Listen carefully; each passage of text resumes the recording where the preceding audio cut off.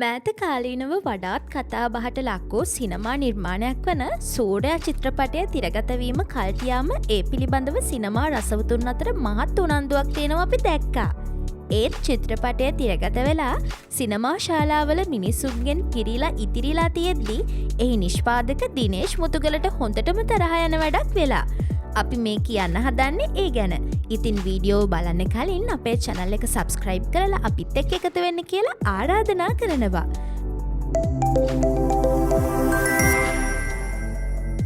සූර්යා මේ වන විට දින 75 සම්පූර්ණ කර අවසන් කරලා තියෙනවා.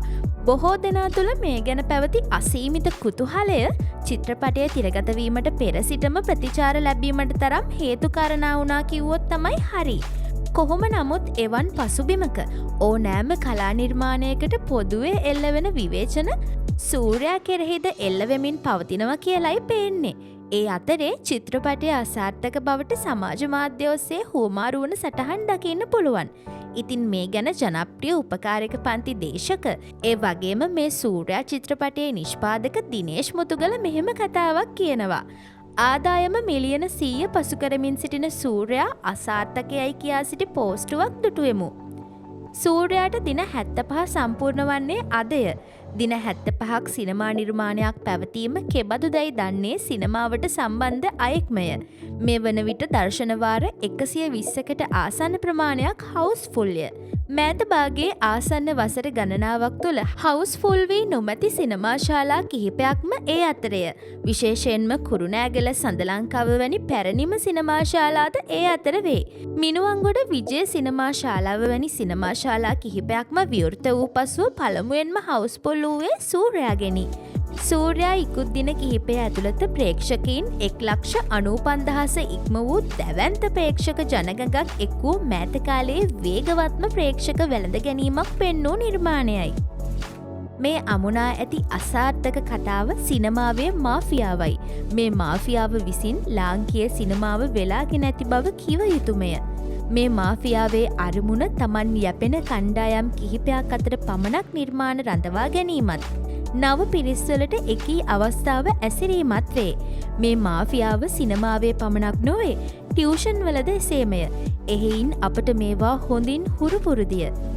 සිනමා නිර්මාණය පිළිබඳ පැසසුන් මෙන්ම විවේචන තිබිය හැක. ඒ සාමාන්‍ය දෙයකි. එය අප සමසිතින් භාරගන්නා දෙයකි.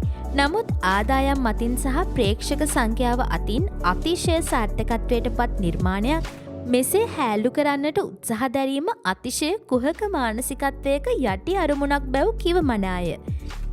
සිනමාවෙන් නිෂ්පාදකවරු ඉවත් වන්නේද නිෂ්පාදකවරුන්ගේ ඉහළ හිඟයක් ඇත්තේද මෙවන් මඩ ප්‍රචාර පතුරුවන ෆේක් ප්‍රොෆයිල් වලින් පෙනී සිටින සිනමාවේ සැඟවුණු මාෆියාවේ ගෝඩ් ෆාදර්ස්ලා නිසාය.